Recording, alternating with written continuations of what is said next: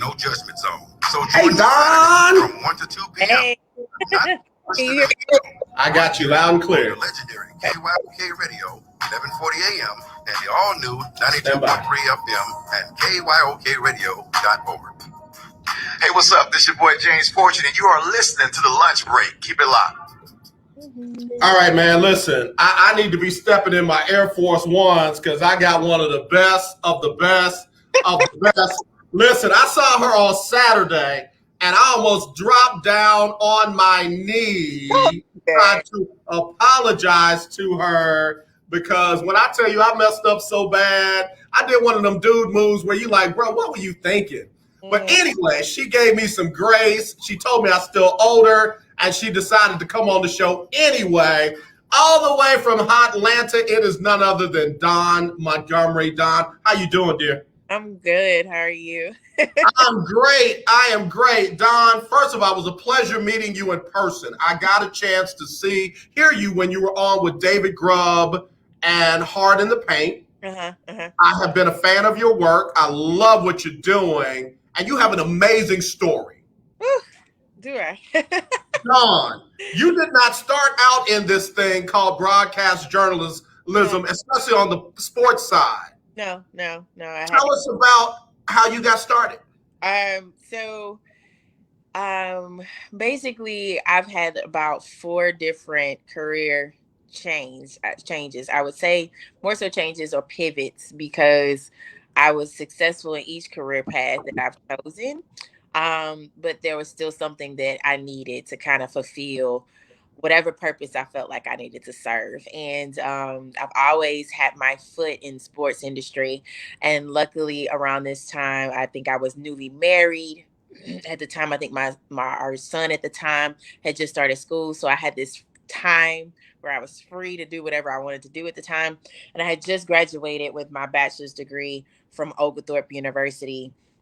And I was supposed to go to law school, and I decided not to go to law school at Emory University because number one, I had just graduated. And I graduated in that same year. We got married earlier in the year. So we got married, opened up a business together. I graduated from college, and then I had the baby the next month. So it was just like going to Emory in the fall of 2011 was not about to happen. But about 2 years later, with me having that free time with my son now starting daycare and things like that, it was around the time of football season. So football season has started, and every year I have this thing where I decide which games I'm going to go to. So I have like my own personal college football or pro football schedule. Okay. And at the time, I think around that time, it was really, really hot for college game day to really be in different places and Twitter really pick it up from a standpoint of like actually live tweeting. So this was a thing that I was doing before it was really an actual thing. Right. Generally, I'd wake up first thing in the morning, I'm watching college game day, and then maybe by noonish, I'm getting on the road to probably travel to a game, or I'm going to a game locally here in Atlanta. And so I did this that entire season. Well, before the season even ended, I started getting calls from different alumni groups around the city of Atlanta, because, Atlanta is really a hub of like every college alumni group that you can think of around America. Right. And around the world, if you want to be honest, where people kind of link up, and this is their time to kind of do something outside of work during the fall and winter. So at that time, I think one of the first alumni groups that contacted me was University of Michigan alumni group here. And it's funny because I'm an actual, like, they know that I'm an Ohio State fan, and they actually love the fact that I was an Ohio State fan coming in to like kind of host a watch party with them. So I started doing those towards the end of the season. So now we're going into bowl season, where I decide which bowl games I want to go to. And mind you, I'm doing all of this without even being in the industry quite yet. And at the time I was like, you know what, I should be blogging about these experiences and like just coming from as a fan. And it started off as a blog. After I did all of that and was making money from like hosting watch parties or actually just attending them. Some people just wanted me to just show up and just tweet about it. So it was like, okay, you're gonna give me and my family some wings and things or whatever, and we're gonna okay, cool, babe. Yeah.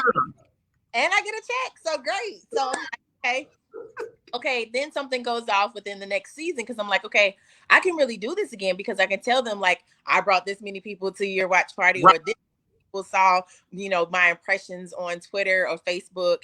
And, Instagram really wasn't a hot thing at the time, but I utilized, social media to really kind of build a following around that. And what that did was it ended up pushing me into the sports industry. So once I got into the sports industry, it was like, oh, wow, like, there's nobody really doing what I'm doing at this time. And I could really open up the doors for more people that look like us Yep. to come in, because a lot of the things that I started seeing as I had my blogs, I was still trying to reach out to various like sports media outlets and things like that to try to work with them. And most of them were like, well, no, you don't have any experience. Or if they knew about my blog at the time, they were like, well, you're a fan. We don't really want to hire an actual fan. And I was just like, like I actually have a journalism and communications background and all of that. And I was doing some things on the side in different industries. But when it came down to sports, like they were really like, no, we don't want you. We don't want you in here. Like, and a lot of the pushback that I received early on was more so because my last career that I had before I got into sports media was I was a professional model, and not just a video model, not a TNA model, what have you. It was literally, I did hair campaigns, I was on billboards, I had commercials, I was in videos, but very cool, all of those things. But I had this 14, 15 year career in modeling, and most people were like, well, you're a model. Why do you want to work with athletes and things like that? But a lot of people did not know that I built relationships with local student athletes between Mississippi, Louisiana, Alabama, Georgia, and Florida. And a lot of these athletes are in the pros now. So it was one of where one way or another, I was going to get in here. It was either going to be the agent route. Yep. I was going to law school, and maybe me going to law school, it would have, okay, I can be an agent now.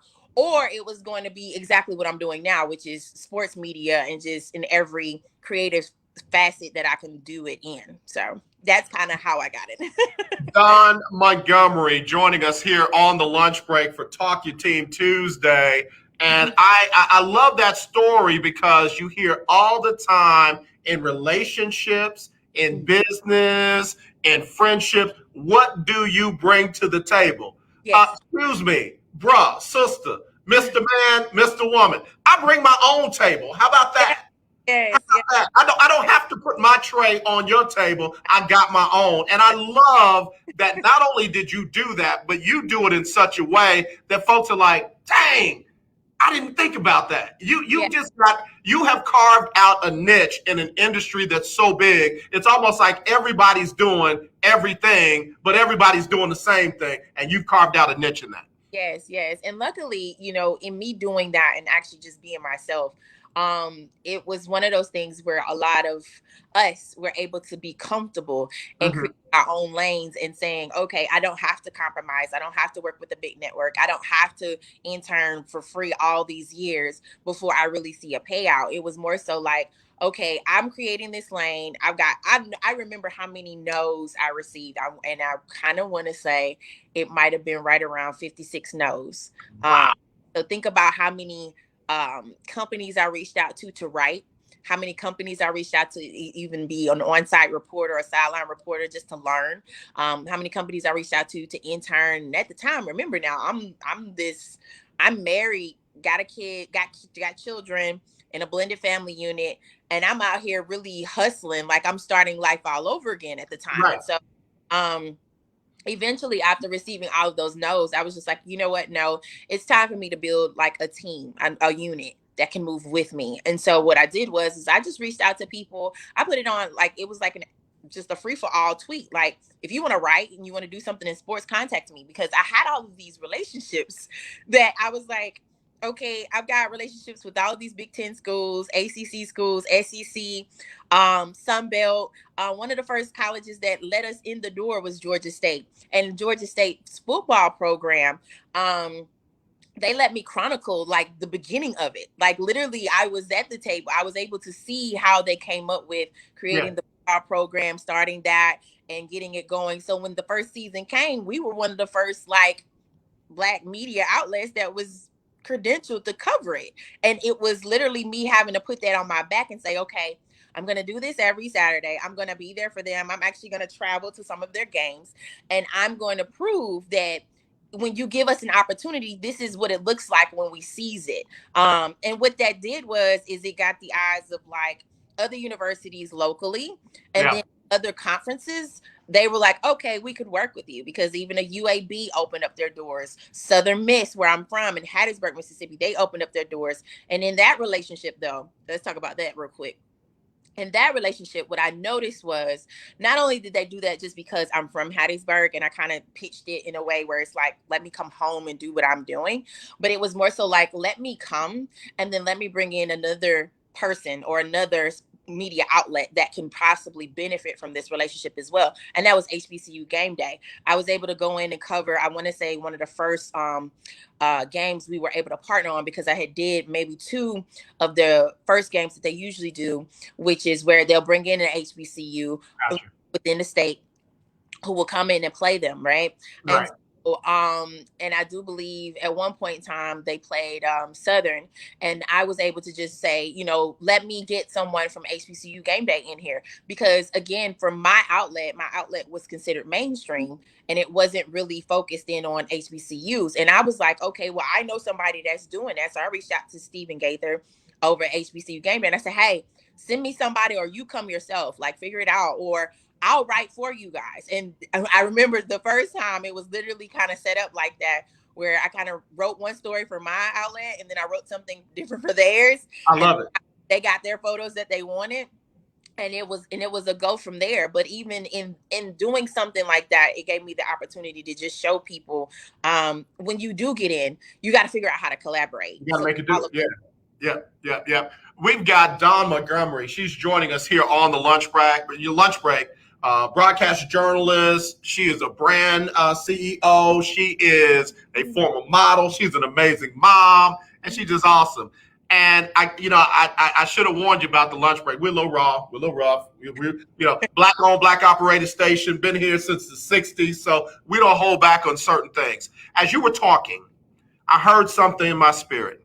Okay. This is what the Rachel Nichols of the world don't understand. They don't understand a mom trying to figure out how to raise her newborn, try to build her marriage, try to, keep her family unit together, and starting a sports kind of, broadcast journalism business. They don't see that hustle. They don't see that side of it. All they hear are words like affirmative action and think you just got thrown in there because you got natural hair and pretty cheekbones. Right. That is so far from the truth. And you just proved that right here in 4 minutes or less. What do you think about when you see situations like what happened with Rachel and Maria? I was glad that it came to light, and I hated that it had to be her, but she kind of chose that herself. Those were her words. That's what she had to say. And that's really generally most white women see us in various spaces and industries.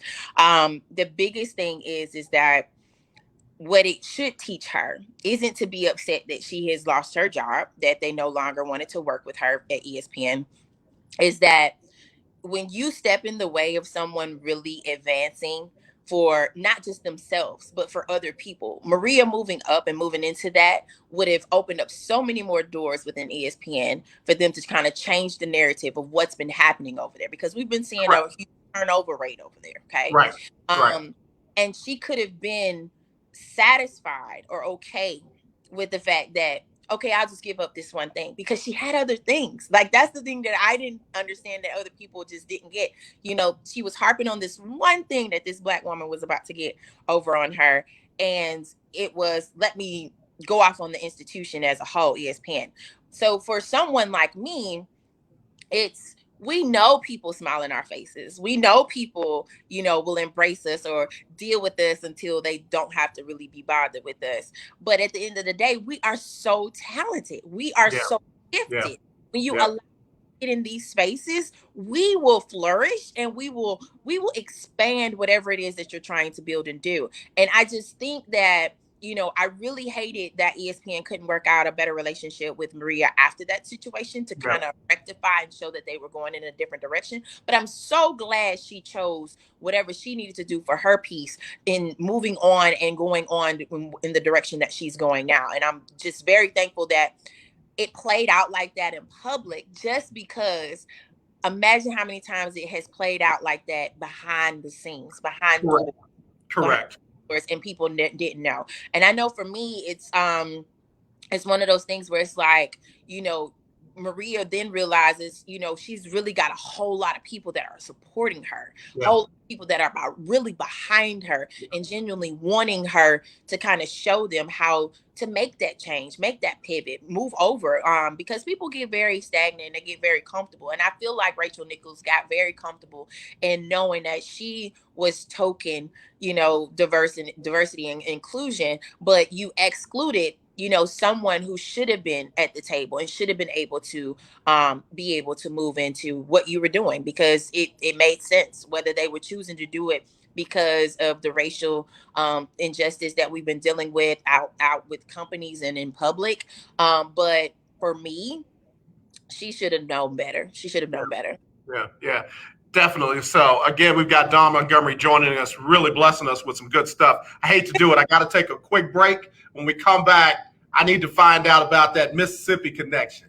Need to find out a little bit more about the SIP. When we come back, Dawn Montgomery. Hey, if you want to get in, 281-453-1000, 281-453-1000, or you can text me, 832-403-5005, or hit us up on social media. We're on Facebook, we're on YouTube and Twitter, on the lunch break on the legendary KYOK. It's Talk Your Team Tuesday. We'll be right back. Do you have a home that you don't want anymore? We can buy it from you within 24 hours, any home, size, or condition. For over 20 years, we've been buying homes for cash and helping homeowners sell their homes immediately, with no listings or strangers walking through your home. Are you moving? Did you lose your job? Going through a divorce? Whatever the reason, if you're in a bind and you know that you need to sell your house fast, call the expert team at I Need to Sell My House Fast. We'll make you a serious cash offer to buy your home in 24 hours and let you walk away from it. No listing, no waiting. Sell any home, any size, any condition now. Call the expert team at I Need to Sell My House Fast. Make this free call now. 800-306-1760. 800-306-1760. 800-306-1760. That's 800-306-1760. If your loved one has passed away due to COVID-19, pay close attention to this message. You could be entitled to a death benefit of over $300,000. The U.S. government has set up a fund to pay families relief if they've lost a loved one due to COVID-19. We know this is Jasmine says she's 23, this fund has been set up, and she's got a real good question. She's 23, the compensation includes single mother, and she's trying to do some Time things. is limited, so we urge you to make a free phone call right now. There's no cost to you for this claim. All legal fees are only covered once you receive your money. So if you've lost a loved one due to COVID-19, call the legal helpline right now to find out if you qualify for a cash award. Here's our number: 800-876-7047. 800-876-7047. 800-876-7047. That's 800-876-7047. Paid for by the IPG Law Group. Hey, what's going on? This is Lecrae, and right now you're listening to The Lunch Break.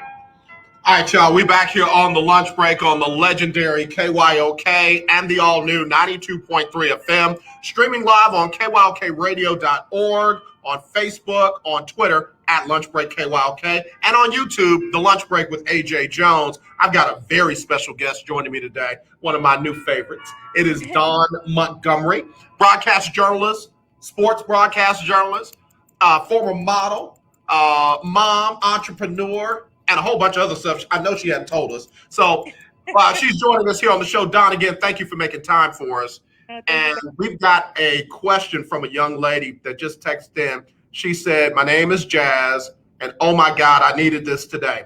She said, I'm sitting on a job that I'm only on because my mom and my family said that they will not take care of my children if I don't have a job.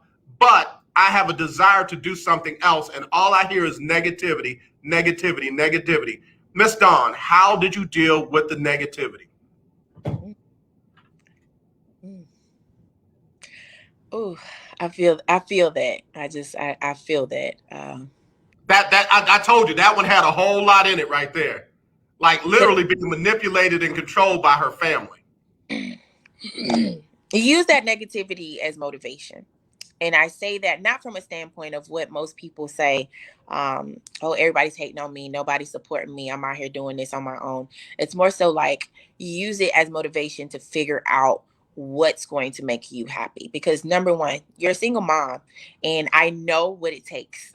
I'm divorced as of 3 years. I'm just now getting back into really the swing of things. It's been 3 years since I actually covered my last college football game. So when you saw me, AJ, this weekend, that was my first time back. Wow. Right. So for me, it's one of those things where you figure out right now how much you're spending, how much you need to pay bills, how much, what's going in, what's coming out, right? Start looking at the financial part of things and try to get in control of that.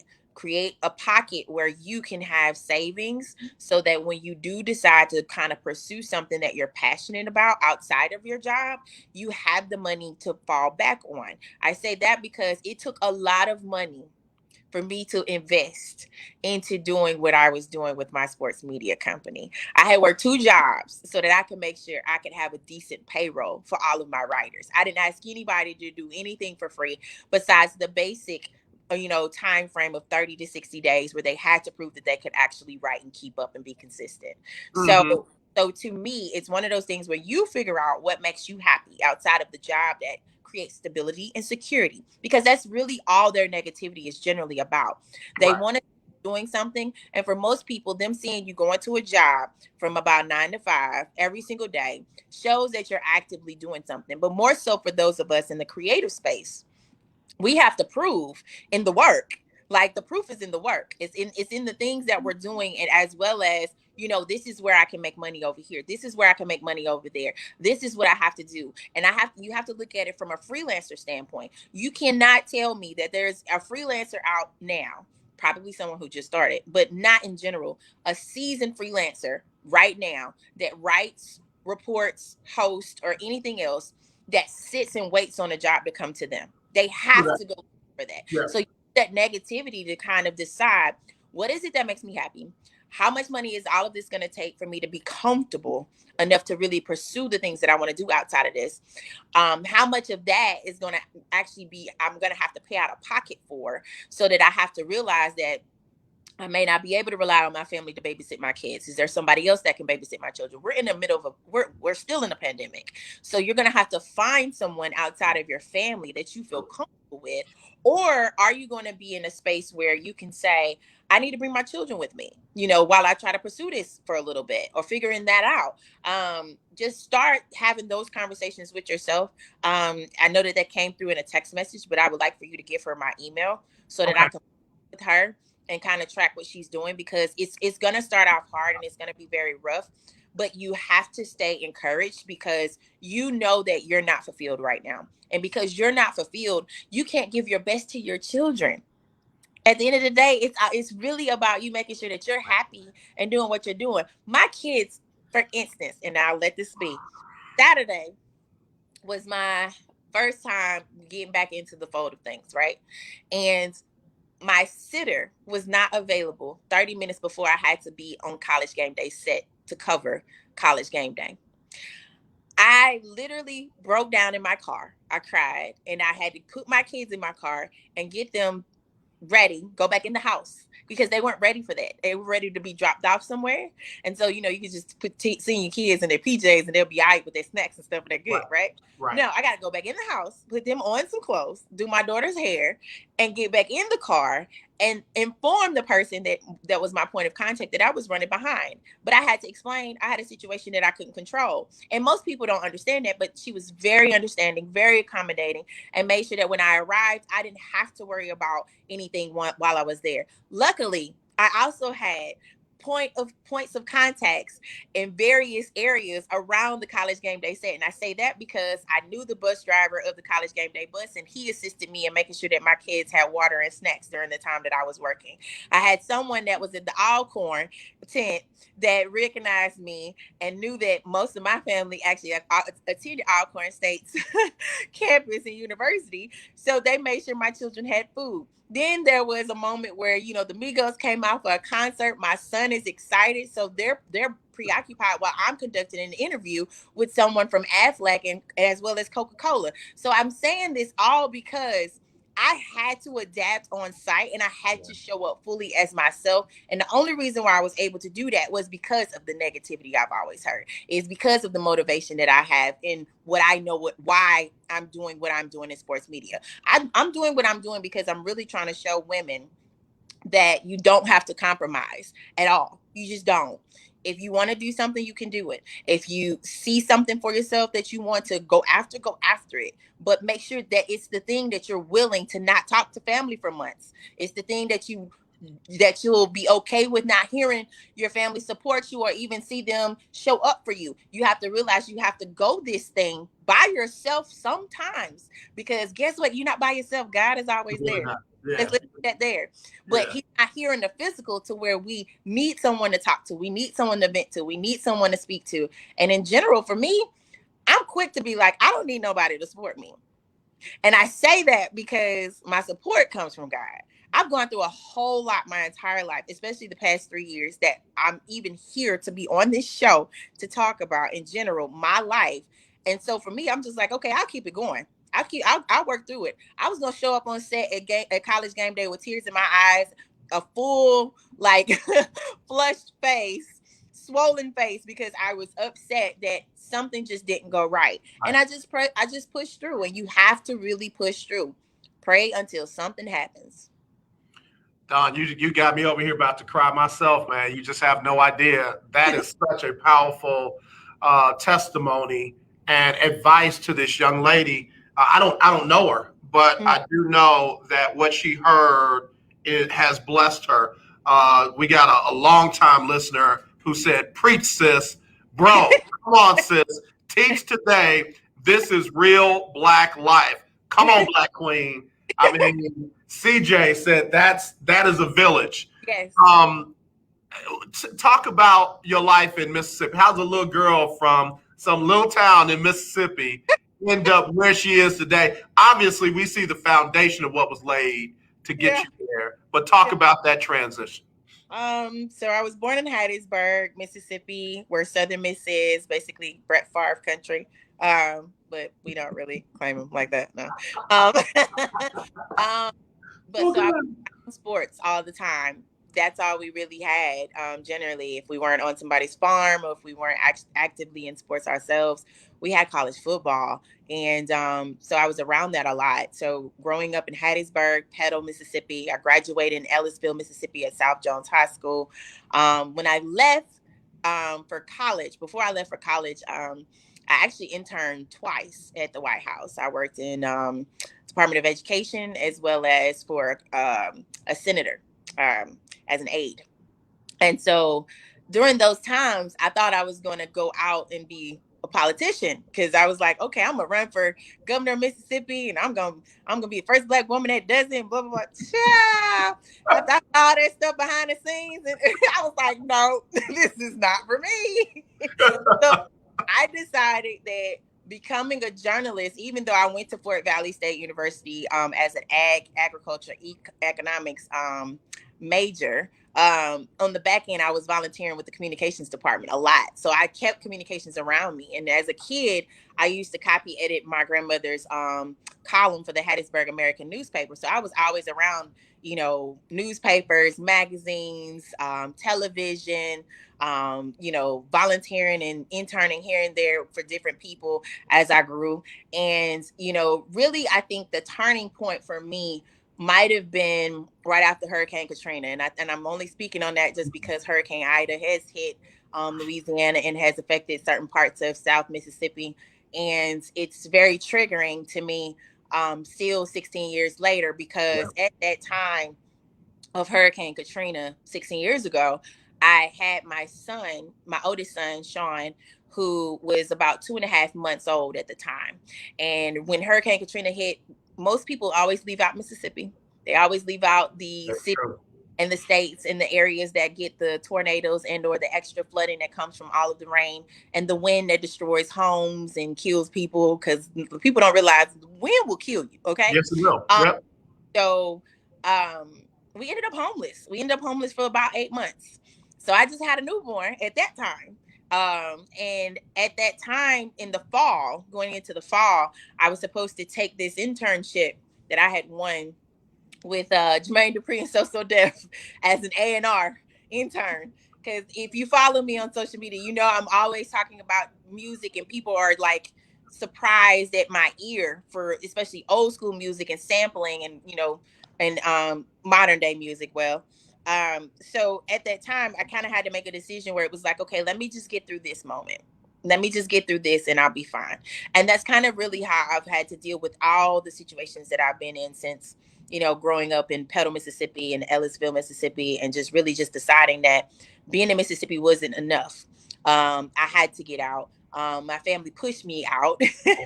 They were like, you're the one that's going to change, the path and all of what's happening around us or what have you. And that's literally kind of how it's been set up. Me making the decision to leave and to come back when needed.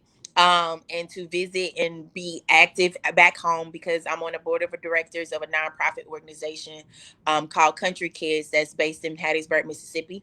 And every time that I'm available, I make myself available to young people who really see me. They see themselves in me. So in general, for me, it's just one of those things, and just staying encouraged. I've been through a lot, and I just, shared just one or two things, but in dealing with both of those situations, it's one of those things where my grandmother used to tell me, keep living. Right. And something like that just sticks in my head anytime I'm going through something, because it's like, keep living because something else is coming. Something else is going to be better than this situation that you're in now. I mean, I know that I'm in a place now where I didn't even know that I was going to be in this spot, but I know I had prayed for it, if that makes sense. Yeah.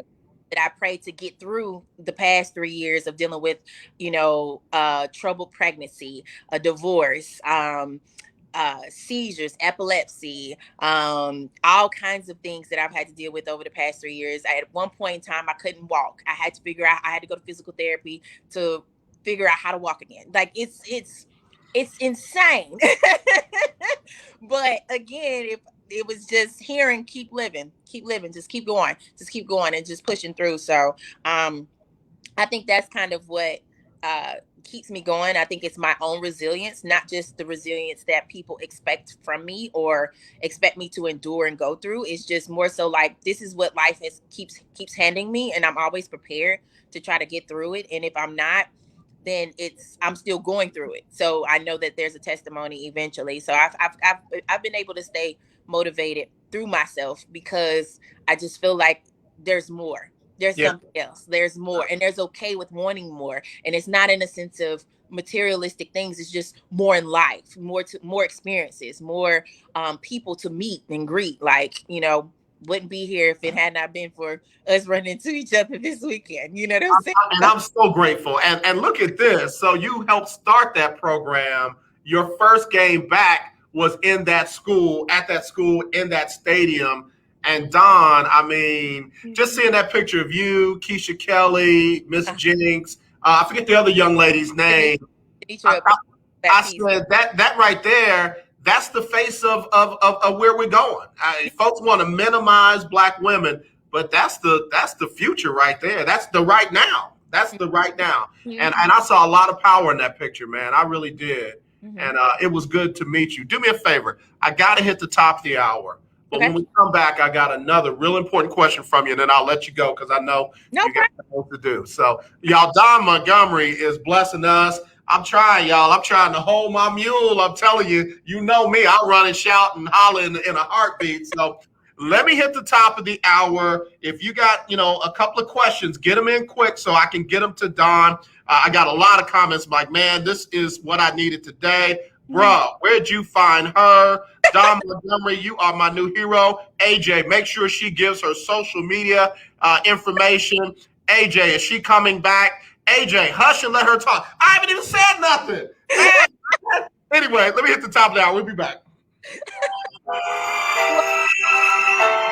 Hating on me. I ain't said a word.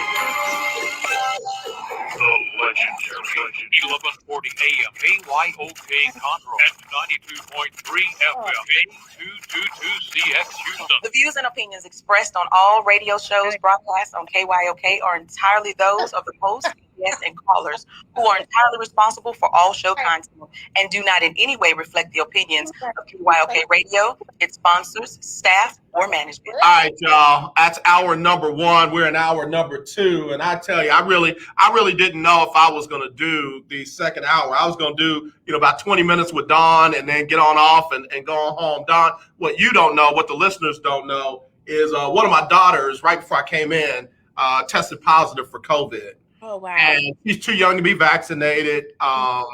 She wears her mask. I'm divorced as well. She wears her mask. And all that, and all she could say to me is like, Dad, I don't want COVID. Yeah. And I was like, baby girl, I don't want you to have COVID. Right. And she was like, all I want to do today is talk to you. And I'm like, baby, but Daddy's got to go to work. So can I call you as soon as I get, off? I said, baby, we'll look at each other and we'll just stay on the phone all day. Yeah. But something told me to come in today because I thought you had a word for my listeners.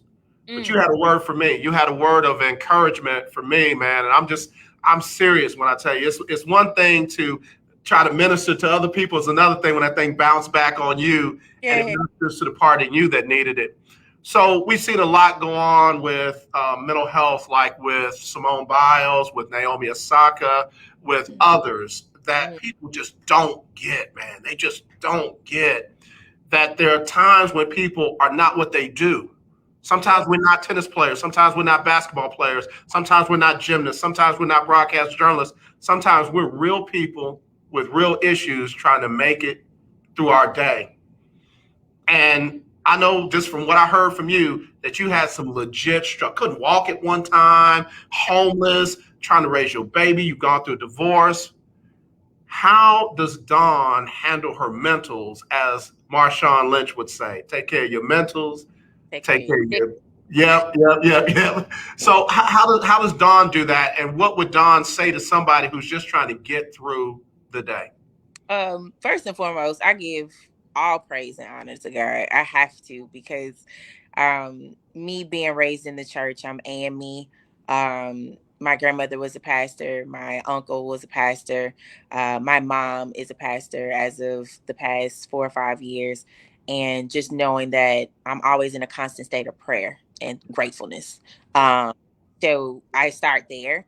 Beyond that, I know God put people capable of assisting me in any kind of way, mentally, physically, spiritually, in what I need. So I'm a true advocate of therapy. I talked about this in my entire existence on social media.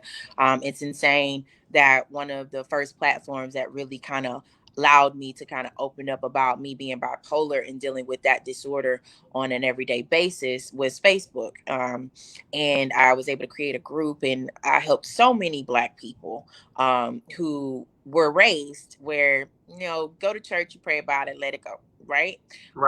And what kind of opened them up to the conversation of mental health was more so knowing that I came from a church background, and my grandmother said that wasn't enough. And she was one of those people who advocated for me when I wasn't able to advocate for myself most times, as well as my mother. So for me to be, come from that line of women, who really believe you got to take care of yourself. You've got to figure out what your own self-care routine looks like. You've got to take a break. You've got to know that you can't be all things to everybody if you're not who you need to be for yourself. Yeah. That's what's really helped me stay in tune with my mental. I know I was dealing with some things before I even came in today, not as much as what you probably had to deal with. And I'm sorry to hear that about your daughter. But the very first thing I said, I was supposed to be in here at a certain time. And I was like, nope, I'm going to take a yoga class because I need a minute. And so I went and took a 45-minute yoga class, and then I came out. I drove the whole way here with no music. I said this earlier, I love music. I can probably pinpoint to a song that I know, or different genres of music that would change my mood, because there is a thing called music therapy, and I would be like into that. I had no music driving up here, came in the door, spoke to everybody, still brought my yoga mat just in case I needed to stretch out and meditate later on in between meetings today.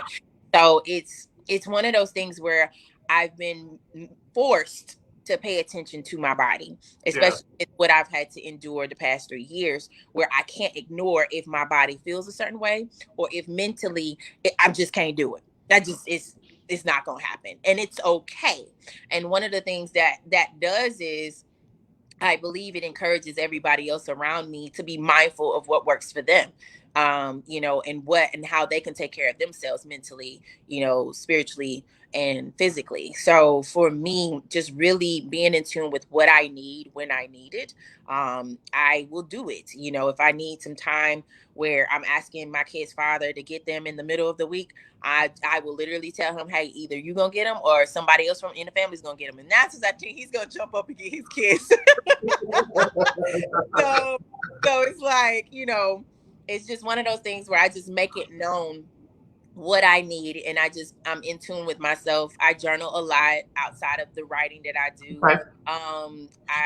I pay attention to where I'm at in different stages of my life through journaling. I feel like if you write things out, you can see it, and it really makes it plain.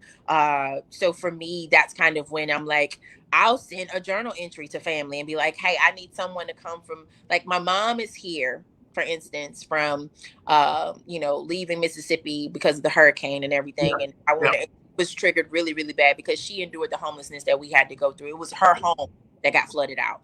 And so, she's newly married, and my dad, he was like, you know what, she's spazzing out. He was like, I think we're just gonna come to Atlanta. And I was like, okay, come on. Well, when they got here, one of the first things my mom said was, she said, you actually needed us to come. She was like, I'm watching you work. I'm watching you try to maintain and deal with the children, and we'll take care of them, and you just go and do what you need to do. And that lifted so much off of me. And for me to really recognize that, wow, I'm gonna need a little extra more help, and that's okay.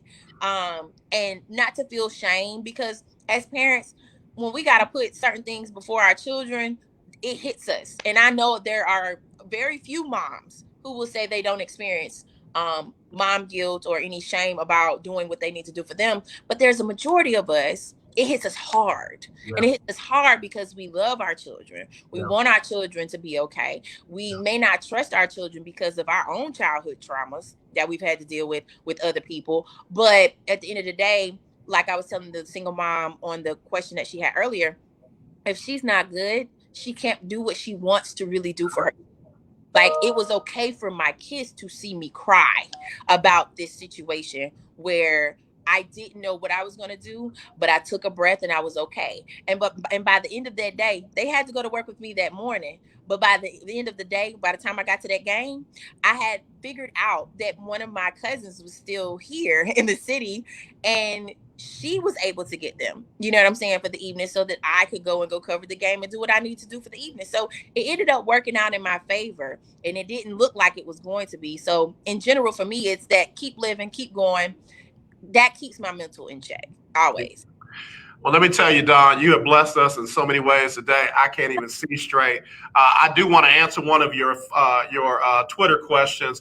Mm-hmm. No, ain't nobody talking to their mama and daddy about dating at this stage of our lives. Dawn, what are you telling your mama about your dating life right now?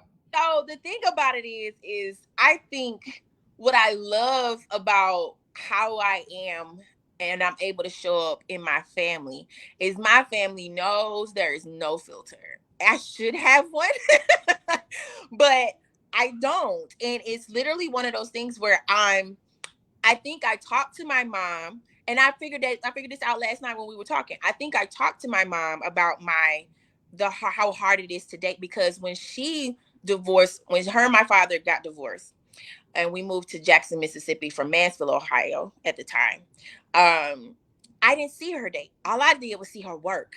I didn't see her meeting people. I didn't know what that looks like. So for a lot of us, the conversation really around divorce isn't just, oh my gosh, you got married to get divorced, or you believe in divorce. No, none of us that get married believe in divorce until our mental is in a space of, no, I can't do this no more because I've got to go, And so in the light of that, of having this recent conversation with my mom and my dad, both of them have gone through 2 divorces. This is their 3rd marriage, and it took them 40 years to find each other. They were college sweethearts, and then got back to, like, it's one of those things where it's like, it's the cutest love story, but I'm not trying to wait 40 years for somebody to come back and find me. Okay.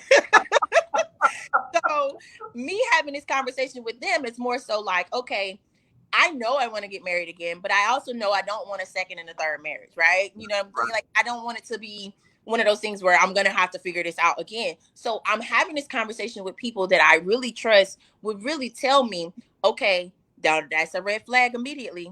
Because at one point in time, I wouldn't listen to my mom.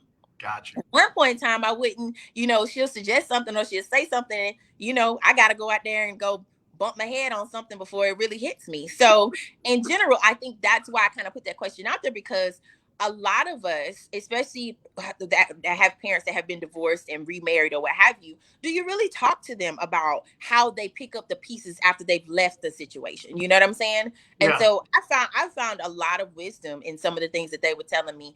And it got a little interesting because we were drinking a little Uncle Nearest, but you know what I'm saying? But you know how the truth come out, when the stuff get it. Yeah. In general, I think that's why we have that connection.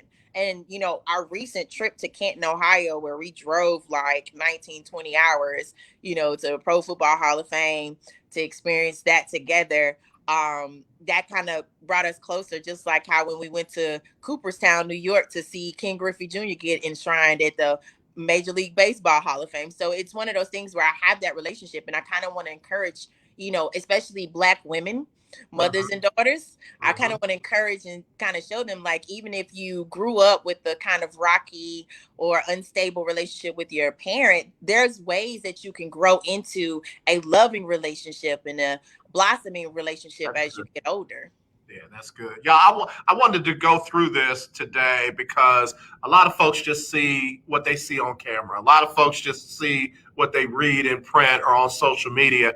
And there's so much more to us than just that. Yes. And like I said, with the Maria Taylor thing, congratulations to her being announced with Sean Payton as the 2 newest members of the NBC football lineup. And I mean, you have blessed so many people in so many ways today, Dawn. I got to have you back. Are you going up to the Hall of Fame Classic this weekend? No, I am not. I decided to turn it down. I think someone else is possibly going from the Atlanta Voice. I'm not really sure, but we'll be watching for sure, because being up there for Pro Football Hall of Fame was everything. I was scheduled to be going to LA this Friday for LSU versus UCLA at the Rose Bowl Stadium, but LA